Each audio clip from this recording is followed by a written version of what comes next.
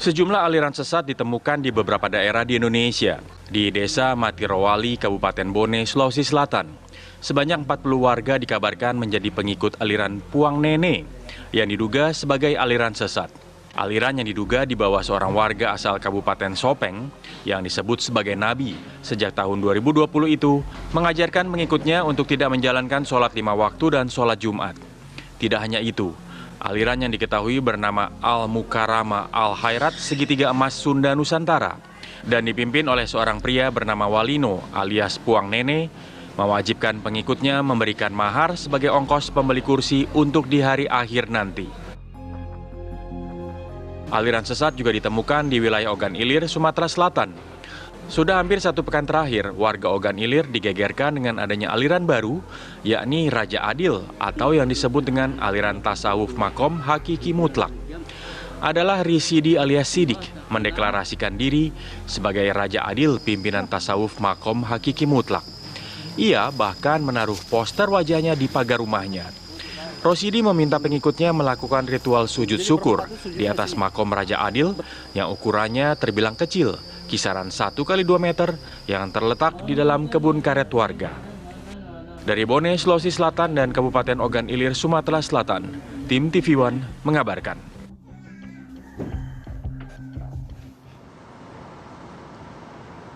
Ya, kami akan ajak Anda untuk membahas mengenai dugaan aliran sesat ini. Oke, ada 2 narasumber yang akan kami hadirkan.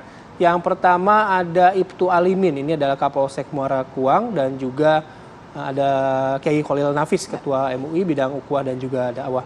Selamat pagi Pak Kiai dan juga Pak Alimin. Assalamualaikum warahmatullahi wabarakatuh. Selamat pagi. Waalaikumsalam warahmatullahi wabarakatuh. Selamat pagi. Assalamualaikum Pak Gina. Baik, saya langsung pertama ke Pak Alimin terlebih dahulu ya. Pak Alimin, sampai sejauh ini laporan yang diterima oleh pihak kepolisian dan kemudian juga proses ya untuk klarifikasi atas dugaan aliran sesat si Ratu Adil ini seperti apa? Baik Mas Bayu, kami perjelas bahwasanya di Desa Kuang Dalam Timur, Kecamatan Lambang Kuang, ada Bapak atas nama Rosidi yang mengaku sebagai Raja Adil atau aliran makom hakiki. Nah, bermula dia menjelaskan ajaran ini dari ayahnya yang bernama Ahmad Farwazi pada tahun 1982 telah mendapat petunjuk dari Allah SWT agar umat di bumi ini bersujud di tempat yang disebut Pak Rosidi yang dinamakan makom yang berjumlah 4 buah di tempat ritual bersujud di kebun karet milik Bapak Rosidi tersebut. Itu Mas. Oke, ini kan dikatakan dugaannya adalah aliran sesat. Ya, selain tadi aktivitas yang disebutkan oleh Pak Kapolsek, ada aktivitas lainkah yang dilakukan oleh yang bersangkutan yang kemudian ini mengarah pada kesimpulan bahwa ini aliran sesat? Menurut Pak Rosidi waktu diadakan tabayun oleh tim MUI Kabupaten OI pada bulan September 2022 tahun yang lalu, bahwasanya Pak Rosidi ini mengaku sebagai Raja Adil. Nah, Raja Adil kegiatannya yaitu melaksanakan sujud, sholat seperti biasa, namun sujud di tempat sumur yang masih hidup, gitu Mbak. Itu. Oke, jadi itu yang kemudian membuat pihak kepolisian menyimpulkan bahwa ini adalah adanya dugaan aliran sesat, kurang lebih begitu ya Pak ya? Maaf Mbak Gina, bukan pihak kepolisian yang menyatakan ini aliran sesat, namun menurut pandangan MUI Ogan Ilir waktu melaksanakan tabayun kemarin, waktu itu tahun yang lalu, bahwa itu masih pandangan. Pandangan, bukan berarti ini pihak kepolisian menyatakan ini aliran sesat, namun pandangan MUI. Tapi kita masih menunggu fatwa resminya dari MUI, begitu Mbak? Oke, artinya sebentar sebelum saya ke Pak Kiai, artinya kalau memang masih menunggu, ini belum ada proses pemeriksaan berarti Pak, atau seperti apa? Kalau proses pemeriksaan dari resmi dari pihak kepolisian belum ada, Mbak, belum ada. Namun kami ikut melaksanakan tabayun untuk memanggil di Kecamatan Ngambang Puang dengan bersama-sama dengan MUI, Ogan Ilir dan pihak-pihak terkait kecamatan dan sebagainya. Dan namun kami tidak memeriksanya, namun hanya untuk mengamankan. Selama ini kami laksanakan pengamanan baik pihaknya Bapak Rosidi dan pengikutnya, dan masyarakat selalu menghimbau masyarakat agar tidak terpancing dengan aliran yang baru ini. Itu, Mbak. Oke. Dari informasi yang pihak kepolisian kumpulkan begitu ya, Pak, sudah berapa lama, Pak, aliran ini mungkin ada di masyarakat? Sudah kami jelaskan pertama tadi bahwasanya aliran ini sebenarnya sudah lama. Atas bapaknya Bapak Rosidi ini tahun 82, Mbak. 1982 itu sudah ada, namun setelah meninggal dunia digantikan oleh anaknya, yaitu Bapak Rosidi ini, bahwa dia mendapat wahyu katanya gitu. Nah, semenjak tahun 82 mungkin ya Pak sampai sekarang, apakah baru kali ini dugaan aliran sesat ini muncul, kemudian ada proses tabayun gitu dari MUI dan juga ada perhatian dari masyarakat, Pak? Ya benar. Jadi setelah tahun-tahun 2022 tahun kemarin, bahwasanya masyarakat sudah mulai resah bahwasanya ada aliran tersebut. Makanya dapat informasi, kami koordinasikan dengan Kecamatan Ngambang Puang dan MUI, maka dilaksanakan tabayun gitu, Mbak. Ya, Mas. Oke, saya mau langsung lanjut ke Pak Kiai kalau gitu. Pak Kiai, mengenai hal ini, tadi kan disampaikan bahwa kegiatan yang dimaksud itu adalah sujud di atas makam, kurang lebih seperti itu aktivitasnya ya. Nah, sudah koordinasi kah atau sudah berkomunikasi kah MUI pusat dengan daerah berkaitan dengan adanya aktivitas ini di wilayah Goa? Ya, Pak Kiai? Di dalam ketentuan kita di Majelis Ulama Indonesia yang sifatnya itu lokal, maka dilakukan oleh MUI setempat. Umpamanya pada tingkat kabupaten kota, itu di kabupaten kota. Kalau di tingkat provinsi itu tingkat provinsi. Sepanjang ini memang ini belum dikomunikasikan ke kami, mungkin karena ini cukup dilakukan oleh kabupaten kota komunikasi dengan pihak provinsi.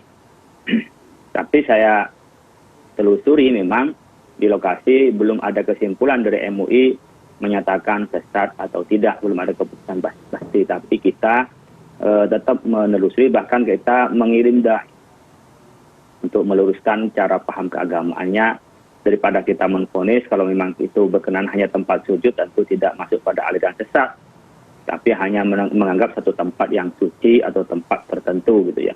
Kita alihkan bahwa tempat yang baik bagi orang sholat dan sujud itu adalah di masjid, bukan di hutan gitu. Oke. Berarti belum pada kesimpulan bahwa ini aliran sesat ya Pak Kiai ya? Itu poinnya ya Pak ya? Yang masih harus didalami belum juga. Sampai sekarang. Tapi kita sambil mendalami, kami juga sambil mengirimkan dai untuk mengajak mereka. Jadi pendekatannya bukan pendekatan fatwa untuk menyatakan sesat atau tidak, tapi pendekatannya pendekatan dakwah agar mereka diajak pada cara agama yang benar dengan guru yang baik, tentu menuntun kepada jalan Islam yang diajarkan oleh Rasulullah SAW. Oke. Baik, nanti kita lanjut lagi dengan Pak Kiai dan juga Pak Alimin ya. Tapi kami harus jeda terlebih dahulu. Apa Kabar Indonesia Pagi akan kembali sesaat lagi. Baik, Anda kembali di Apa Kabar Indonesia Pagi. Saya ke Pak Kiai lagi. Pak Kiai, tadi kan Pak Kiai menyebutkan begini, pendekatannya pendekatan dakwah begitu ya, bukan pendekatan fatwa gitu. Mungkin ada pertimbangan kenapa pendekatan dakwah yang lebih dipilih gitu Pak? Pertama, memang kita sambil menyelidiki, menjelaskan tentang posisi mereka, karena mereka berdalih adalah thorikoh ya, bukan aliran keagamaan. Kalau thorikoh kadang-kadang kalau mereka tanpa mursyid memang sesat.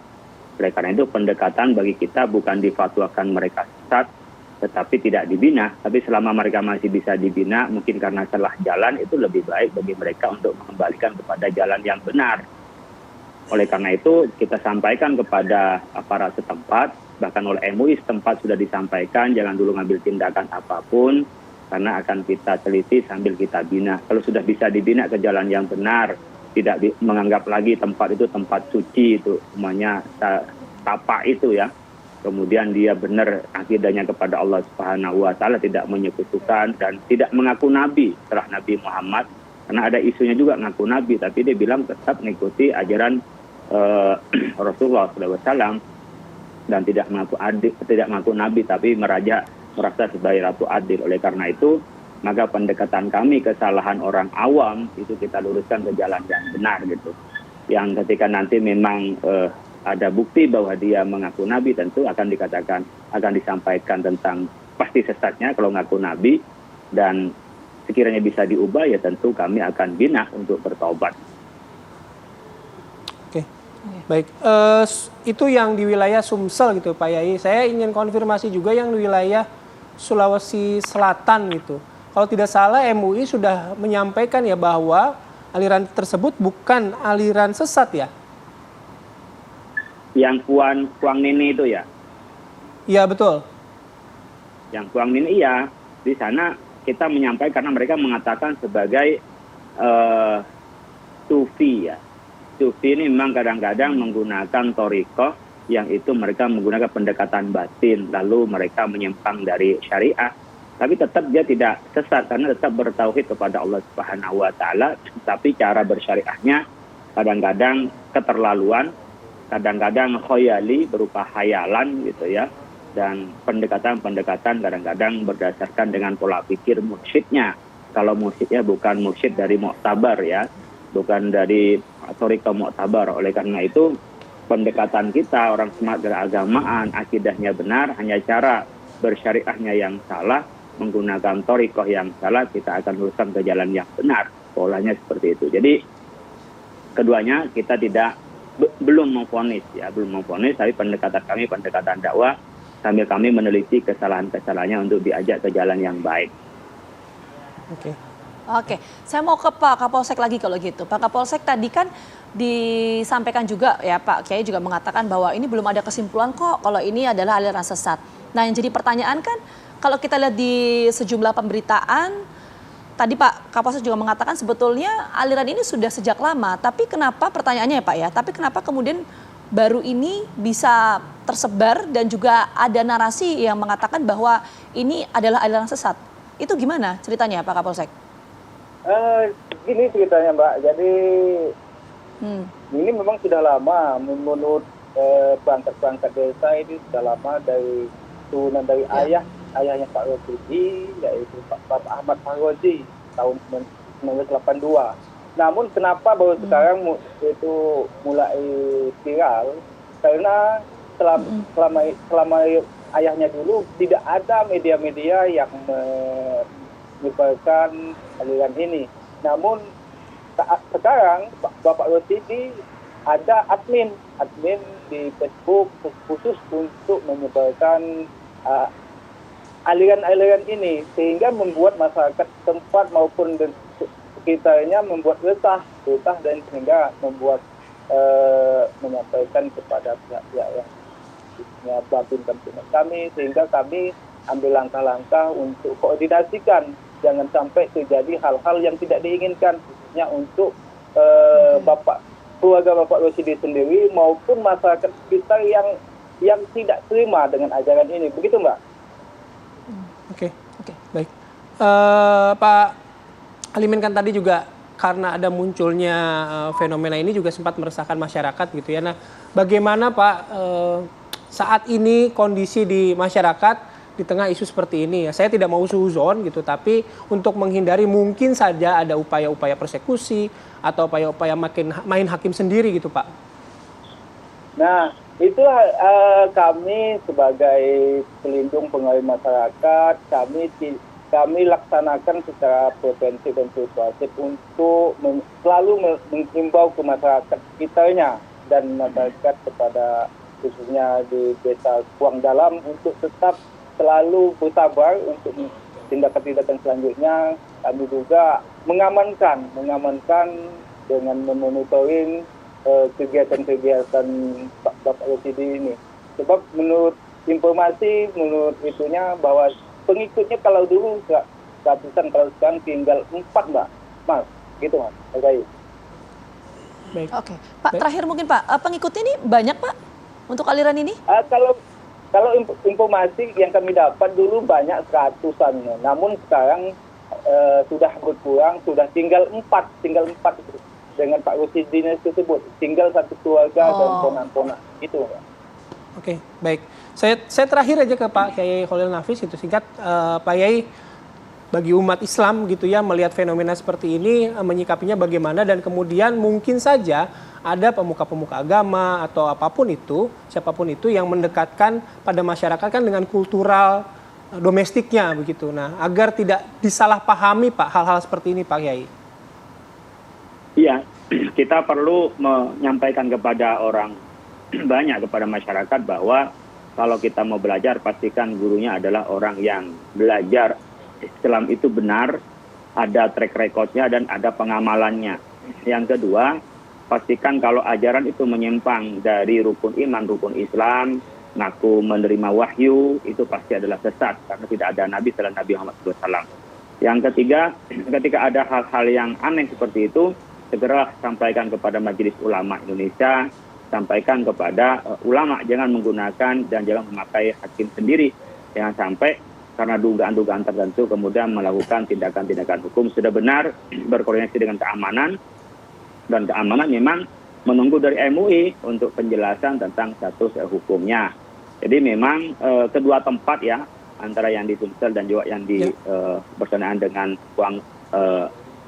Puang Nenek ini, dua hal yang satunya mengaku Ratu Adil sebagai pembawa keagamaan, tetapi kita masih diselidiki, memang diindikasikan sesat karena mengaku menerima wahyu, dan juga ada beberapa yang diubah, tetapi kita belum memutuskan untuk melakukan fatwanya, tapi indikasi itu dekat ya. Tetapi kita memang menggunakan pendekatan pembinaan agar mereka kembali. Ketika berkenaan dengan berkenaan dengan tasawuf hakikinya, Puang Nene itu adalah orang yang ingin mendekatkan kepada Tuhan menggunakan thariqah yang barangkali ada unsur karena buang-buang sesajen seterusnya, ada unsur syiriknya di sana, tetapi kita dilakukan pendekatan untuk dakwah, karena selama orang masih bisa menerima terhadap kebenaran, masih bisa diajak dialog keagamaan, kita pastikan mereka masih bisa diajak ke jalan yang benar, tidak untuk kita fatwakan adalah sesat. Baik, terima kasih Pak Kiai Khalil Nafis sudah bergabung. Pak Alimin juga terima kasih atas waktunya sudah bergabung bersama kami pagi hari ini.